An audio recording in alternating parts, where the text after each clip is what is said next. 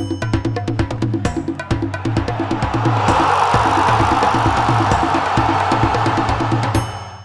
وسهلا مرحبا بكم على قناه فلامينيو. معكم كالعاده وسيم فلام، وان شاء الله تكونوا بالف خير.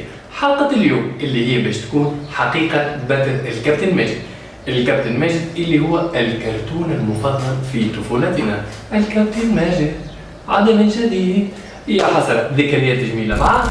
المهم، بعبارة أخرى، الكابتن ماجد كان مجرد وهم، يعني لم يكن قصة واقعية كما تخيلناها وعشنا معها في طفولتنا. وماجد هو شاب صغير قام بحادث مرور وتم بتر رجليه. الكابتن ماجد كان مجرد طفل صغير يحلم. وهاو باش نقولوا شنو قالت بعض المصادر باش ما تقولوش هذا يجي في كلام من راسه.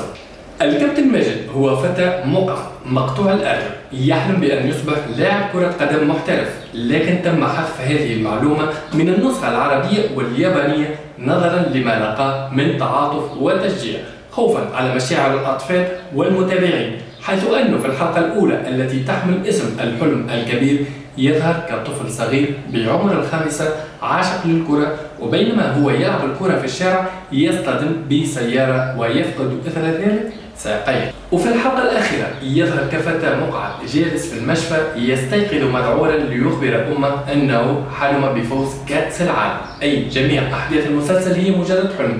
الحلقة الأخيرة عرضت مرة واحدة ثم تم حذفها نهائيا نظرا لقباحة وقسوة هذه النهاية. باهي، قبل كل شيء خلينا نحكي شوية على الكابتن ماجد. وعلى فكرة عندي حلقة تلقاها في الديسكريبشن حكيت فيها لماذا الكابتن ماجد اسمه ماجد. علاش مثلا ماهوش الكابتن صالح ولا الكابتن يونس ولا الكابتن لواء ولا الكابتن فلان ولا اللي هو، علاش تم اختيار اسم ماجد؟ بالطبيعة ما كانش اعتباطي، تلقاوها في الفيديو اللي في الديسكريبشن في الوصف. او قبل مرة انا وقتها كاميرا قريبة برشا على وجهي وترى كيفاش هكا عامل نحكي. المهم يلا تفرجوا بيه. هات نرجع لموضوعنا. علاش اسمه ماجد؟ الاسم ما كانش كما كنت نقول اعتباطي وما كانش عشوائي. علاش؟ دائما كما قلت لكم خلينا نحكي شوية على الكابتن تسوباسا او ماجد في النسخة العربية. الحكاية ترجع لسنة 1981. الرسام الياباني تاكاهاتشي هو اللي ابتدع الكابتن ماجد او تسوباسا. هل يعقل اللي شاب مقعد صغير في المستشفى حلم بنفسه كل هذه الأحلام كل هذه الأحداث، خلينا نقول هو صغير هاو كبر وعرف عباد وناس وهز بطولات مدرسية ووطنية ودولية واحترف وكاس عالم وتصفيات، وهذا كله حلم هل عقلك يقبلها؟ باهي، فما برشا باش يقول لك يا خويا كابتن تسوباسا كابتن ماجد ياباني، واليابان واللانين والجو هذاك نتاع اليابان باش معروف الفانتازي معقول جدا. لأن نعطيك الحق نقول لك اللي كلامك صحيح صحيح. هو اصلا الكابتن ماجد في برشا فازات اللي احنا صغار مخنا قبلها، اما كي احنا كبار نحسوها فانتازي، كما الاخوين شوقي، كما رمية مخلب النمر، تمريرة ماجد وتسديدات وكل شيء، والتنقيزه نتاع الحارس رعد.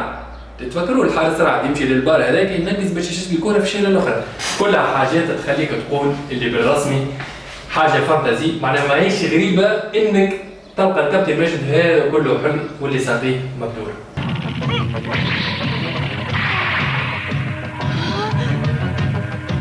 ماذا يفعل رعد؟ انه يقفز باتجاه الكره. يا سلام، انه يقفز. يا سلام، امسكها رعد.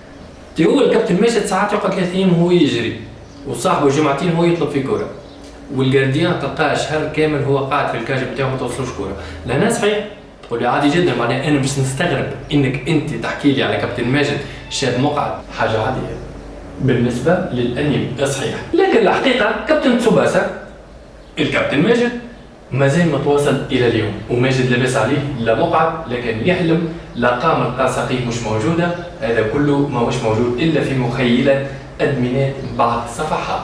الكابتن تسوباسا مازال متواصل اليوم، سواء سيريات او افلام او حتى العاب. اليوم هذا انا في 2015، ماحناش في 2015، احنا في 15 جوان 2025 اللي هو عيد ميلادي.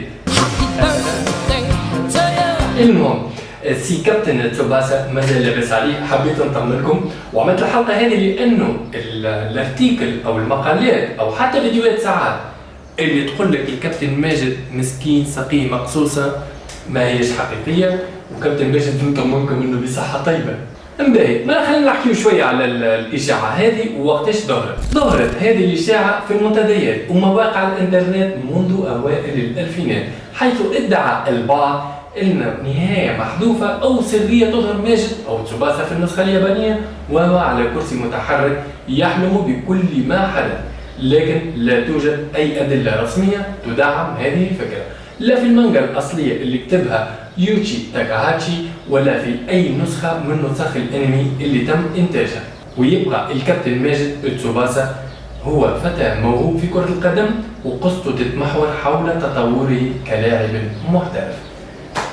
اذا ان شاء الله تكونوا طمنتوا على الكابتن ماجد، لبس عليه ما سكين ما تقصدش، وان شاء الله كذلك عجبكم الفيديو. ما تنسوش هذاك الفولو فضلا وليس امرا، والى اللقاء، نلتقي في حلقة قادمة.